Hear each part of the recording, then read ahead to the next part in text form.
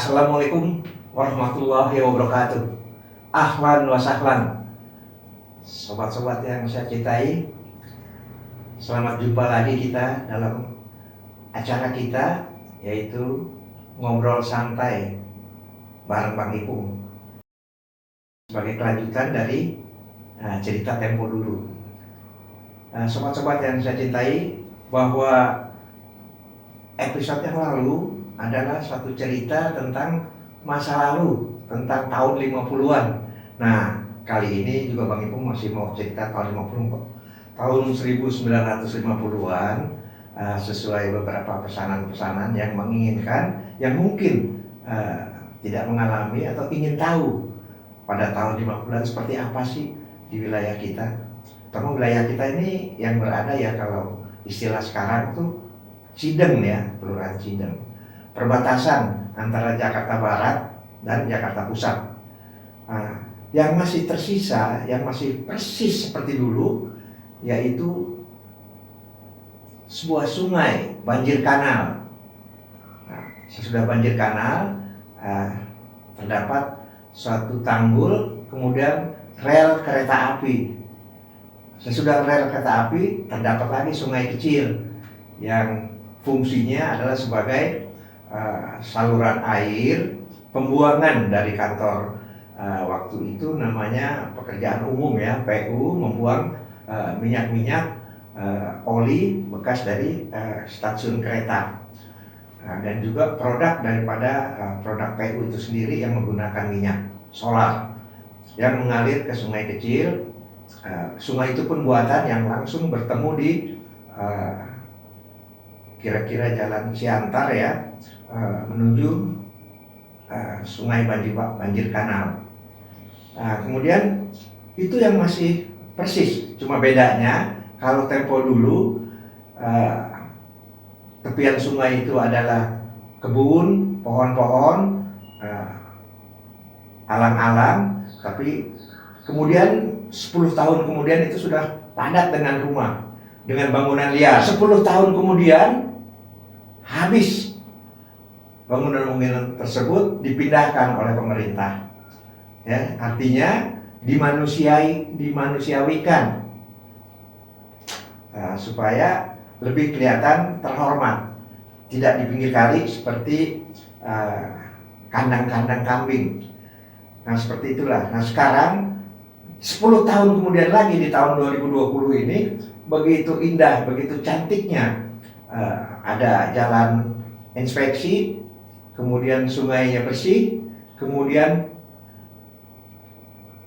tanggulnya juga sudah rapi, sudah baik, kecuali masih ada beberapa bangunan yang ada penghuninya. Ini pun masih dalam proses yang mungkin pemerintah akan memikirkan bagaimana memanusiakan masyarakat yang lebih layak lagi.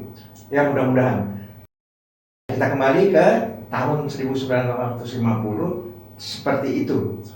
Jadi kebetulan saya punya paman, saya masih 10 tahunan. Paman saya yang pada sepanjang hayatnya terakhir pernah menjadi seorang wartawan dari surat kabar berbahasa Mandarin, yaitu Harian Indonesia.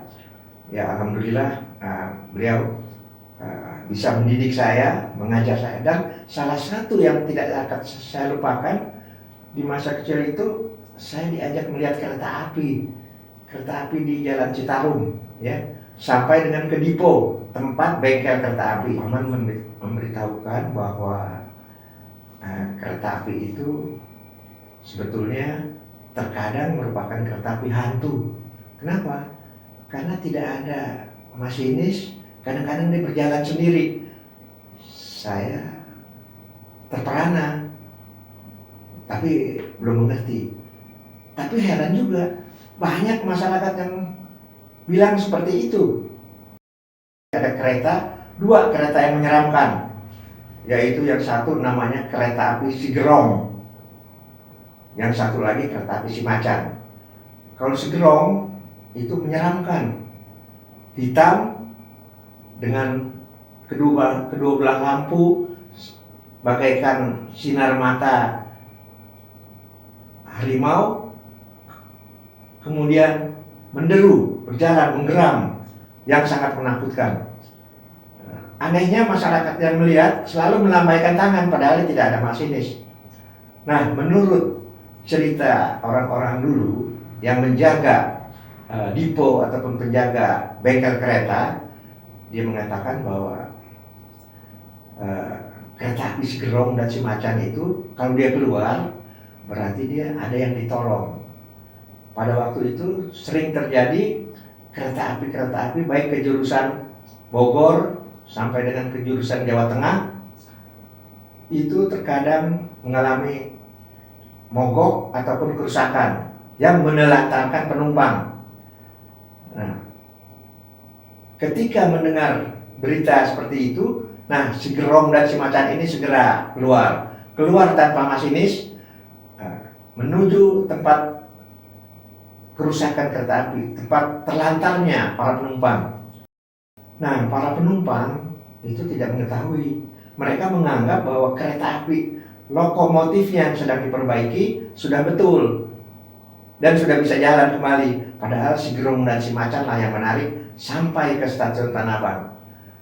Nah, seperti itulah. Tapi ketika para petugas kereta api di stasiun Tanah Abang saling bertanya, kok banyak penumpang ya pada turun, tapi nggak ada kereta masuk kok, katanya.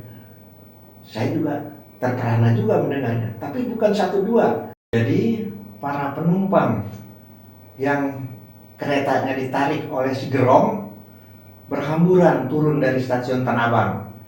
Nah, itu berdesak-desakan, ada yang resmi lewat pintu kereta, kemudian pintu stasiun, tapi ada juga yang menyusuri rel kereta api sampai ke jembatan Pondok Bandung atau jembatan Tomang, tidak melalui stasiun. Karena begitu banyak penumpang. Tapi satu keanehan bahwa petugas-petugas kereta api yang bertugas di stasiun Tanah Abang itu saling bertanya, kok banyak penumpang turun ya, tapi nggak ada kereta yang datang kok, nggak ada yang masuk. Nah, ternyata si Gerong kereta api hantu ini langsung masuk ke depo, ke sarangnya, dan petugas atau penjaga depo ini cuma tersenyum bahwa si Gerong baru saja menunaikan tugas mengevakuasi para penumpang yang terlantar. Perlu juga kami tambahkan bahwa pada saat itu masyarakat apabila melihat satu kereta atau yang disebut si Gerong atau si Macan lewat, melambaikan tangan, padahal tidak ada masinis, tidak ada apa-apa. Saya juga yakin. Kenapa? Karena kalau pesawat udara lewat juga pada waktu itu kita juga kasih tangan. Kapal minta uang. Itu semua masyarakat kita tahu, orang Jakarta tahu. Anak-anak Jakarta tempo dulu tuh tahu, mengalami. Kalau kapal lewat dia minta uang. Dan kalau kereta hantu lewat kasih tangan. Dan suaranya lewatlah dengan menyeramkan. Menyeramkan seperti macan atau seperti hantu. Sobat-sobat yang saya cintai, barangkali ada juga yang ingin tahu atau pernah mendengar. Saya yakin pernah mendengar hal seperti itu. Kami persilakan, datangilah, hubungilah Hans Lesmana Communication sebagai channel kita, tempat kita berbincang-bincang tentang Jakarta masa lalu. Saya kira itulah yang dapat kami sampaikan. Assalamualaikum warahmatullahi wabarakatuh.